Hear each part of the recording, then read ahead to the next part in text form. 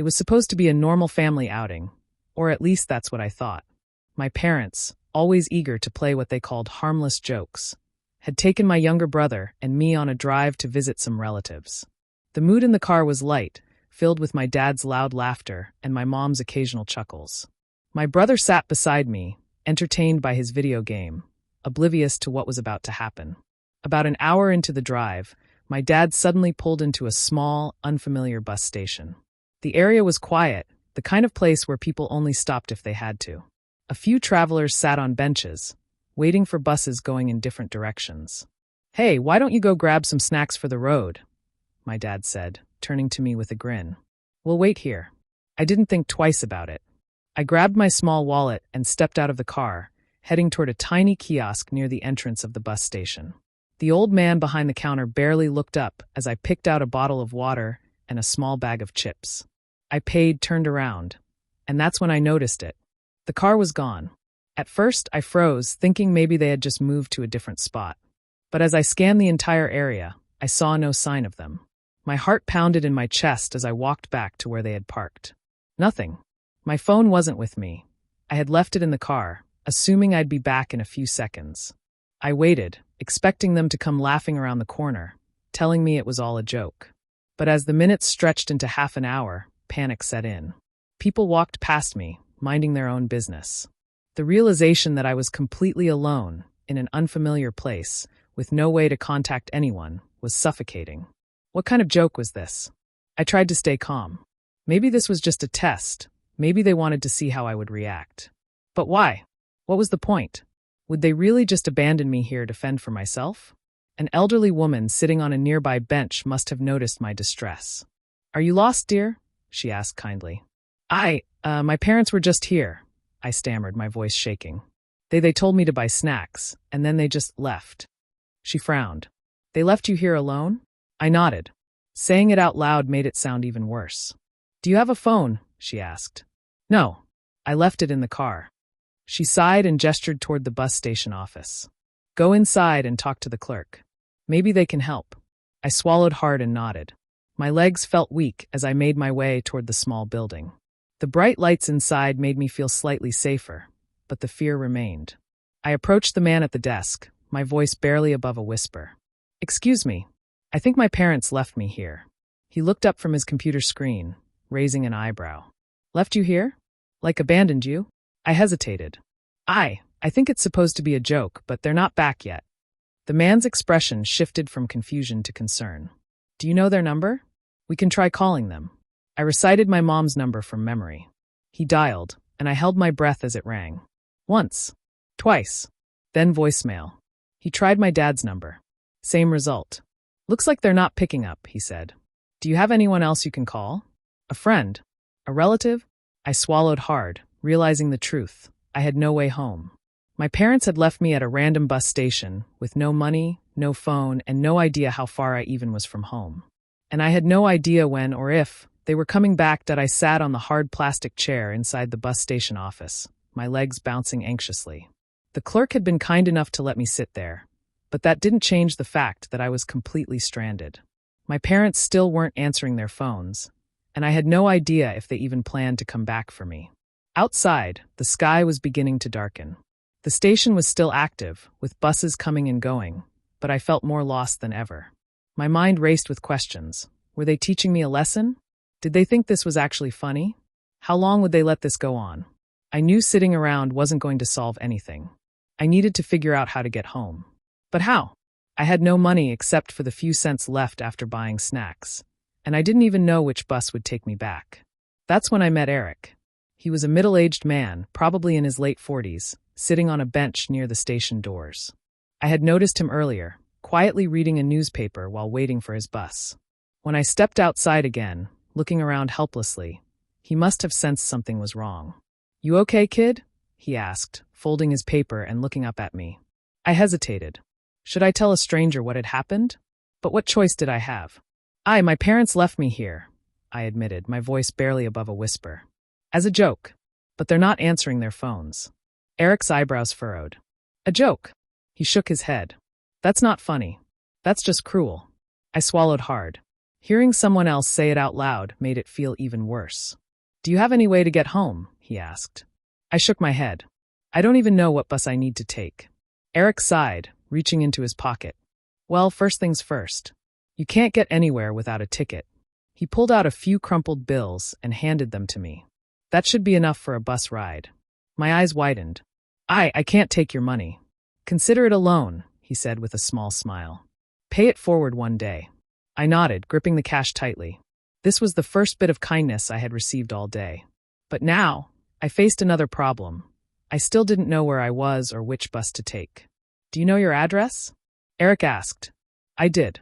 I recited it, and he pulled out his phone to check the bus schedules. "Looks like you'll need to take the 8:45 bus heading downtown. From there, you'll have to switch lines, but at least you'll be closer." I checked the time. It was 8:15. I had 30 minutes before the bus arrived. As I sat down beside Eric, waiting, the fear inside me started to shift into something else. I wasn't just scared, I was angry. How could my own parents do this to me?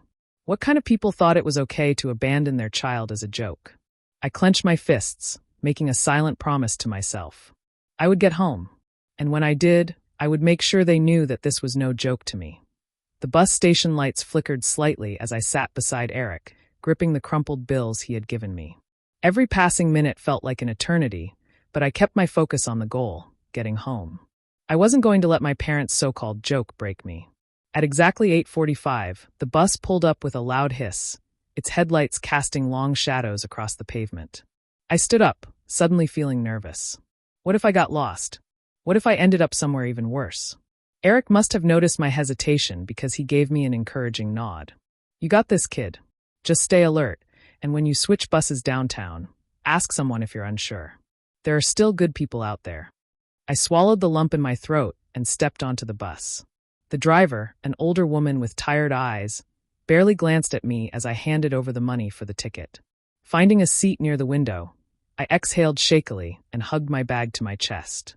The ride was long and quiet. The hum of the engine, the occasional streetlight flashing past, it all blended into a numb haze. People got on and off, some laughing, some looking just as exhausted as I felt. I kept glancing at the route map above the driver's seat, making sure I didn't miss my stop. When the bus finally reached the downtown terminal, I hurried off, my heart pounding. The area was much busier than the small bus station I had been left at. People rushing in all directions, announcements blaring over the speakers, buses coming and going every few minutes. I felt completely overwhelmed. Which bus was I supposed to take next? I searched for a transit map, my eyes scanning the lines and numbers. But nothing made sense. I was about to panic when a voice beside me spoke. "Need help?" I turned to see a woman in her late 20s, dressed in a business suit, holding a coffee in one hand and her phone in the other. I need to get to Westfield," I said quickly, hoping she wouldn't just brush me off. She glanced at the map. "Oh, you need the number 12. It stops right over there." She pointed toward a nearby platform. "It should be here in about 10 minutes. "Thank you," I breathed, relief washing over me. "No problem," she said with a kind smile before heading off. I made my way to the platform, checking the sign. Bus 12, Westfield route. This was it. I was almost there. The 10-minute wait felt longer than it should have. My mind kept replaying everything. My parents laughing as they drove off, my panic at being stranded, the kind strangers who had helped me. My emotions were tangled, a mix of exhaustion, anger, and determination. Finally, the bus arrived. This one was emptier than the last, giving me plenty of space to sit and think. As the city lights blurred past the window, I realized something. This experience had changed me. I wasn't the same person who had stepped out of that car hours ago, naive and trusting. I had been forced to rely on myself in a way I never had before. And when I got home, I wasn't going to let my parents get away with this. They thought it was funny. Let's see if they're still laughing when I'm done. As the bus rumbled toward Westfield, I sat stiffly in my seat, my fingers digging into the strap of my bag. I was close now, just a few stops away from home. But instead of relief, I felt something else brewing inside me. Anger. The humiliation, the panic, the sheer helplessness I had felt at that bus station. It wasn't something I could just forget. My parents had treated me like a joke, like I was some toy they could toss aside for their amusement. And now, after hours of struggling to get back, I had to face them. Would they even care? The thought made my stomach twist. The bus jerked to a stop at my neighborhood, and I forced myself to move. As I stepped off, the night air wrapped around me, cool and quiet. The familiar houses lined the street, porch lights glowing softly. Everything looked the same. But I wasn't the same. My house stood at the end of the cul-de-sac, its driveway empty. I hesitated, staring at the front door. A part of me wanted to turn around, to keep walking, to never come back to this place where I was nothing but a punchline. But I needed answers. Taking a deep breath, I marched up the front steps and shoved the door open. Laughter spilled from the living room. They were laughing. I walked in, my heart hammering. My parents were sprawled on the couch, my mom sipping wine, my dad scrolling through his phone. They looked up when they saw me, surprised but not worried. "Oh, look who made it back," my dad said with a smirk. "See, we knew you'd be fine." I stared at him, stunned. "You knew I'd be fine?" My voice came out sharp, shaking. "You left me at a random bus station with no money, no way home. How is that funny?" My mom rolled her eyes, setting down her glass. "Oh, come on. You're overreacting." "Overreacting," I repeated, my hands balling into fists. "I was stranded for hours. Do you have any idea how scared I was?" My dad chuckled. "Relax, it was just a little life lesson. You need to toughen up." My blood turned to ice.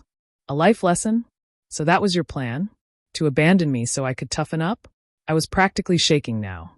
"You didn't answer my calls. You didn't care if something happened to me." Mom waved a hand dismissively. "You're fine, aren't you? And hey, you made it home. That's what matters." I stared at them, my chest heaving. They didn't care. They weren't sorry. They weren't even pretending to be. Something inside me snapped. "You know what?" I said coldly. "I don't care what you think anymore. I'm done." I turned on my heel and stormed toward my room, their laughter ringing in my ears. But they weren't laughing at a joke anymore. They were laughing because they thought I'd always come back, no matter what. They were wrong that I slammed my bedroom door shut, my breaths coming in short, sharp bursts. My hands were shaking as I pressed my back against the door, trying to contain the storm raging inside me. They didn't care. They never did. All those years of hoping, of trying to be good enough, of excusing their cruelty, because I thought deep down they loved me, it all shattered tonight. They had left me at a random bus station for their amusement, watched me struggle to find my way back, and they still thought it was funny. I sank onto my bed, my mind spinning. I couldn't stay here. This wasn't just about a bad joke. It wasn't about one cruel night. It was about everything, the years of neglect, the constant dismissals, the way I was never as important to them as their entertainment. I needed to leave. The realization hit me like a wave, both terrifying and freeing. But where would I go? I grabbed my phone, my fingers hovering over the screen. Then, without thinking, I opened my messages and typed. "Me, are you still awake?" A few seconds passed before the reply came. "Eric, yeah. Everything okay?" I hesitated. Then, "Me, no. I can't stay here anymore. I need to leave." My heart pounded as I waited. A minute passed. Then another. Finally, his response came. "Eric, where are you?" "Me, home." "Eric, pack your things." "I'm coming." I swallowed hard, my hands tightening around my phone. This was it. I shoved my few valuables into a duffel bag, clothes, toiletries, some cash I had hidden away. I hesitated before grabbing a framed photo from my nightstand. It was an old picture of me as a child, smiling brightly between my parents. Looking at it now, it felt like a lie. I tossed it face down on my bed and zipped up my bag. With one last glance at the room I had spent my entire childhood in, I turned off the light and stepped out. The house was quiet now. My parents had probably gone to bed, still convinced that I'd get over it by morning. I walked down the hallway, my footsteps barely making a sound. No one stopped me. No one even noticed. By the time I reached the front door, my phone buzzed. "Eric, outside." I inhaled sharply and opened the door. The night air was crisp, carrying the distant hum of the city. Eric's car sat parked by the curb, his headlights off. I hurried down the steps, my bag slung over my shoulder. He rolled down the window as I approached. "You sure about this?" I nodded. "I can't stay here." He didn't ask anything else. Just reached over and unlocked the door. I slid into the passenger seat, my hands still trembling. As we pulled away from the house, I didn't look back. For the first time in my life, I wasn't afraid of leaving. I was afraid of staying. And I knew this was just the beginning.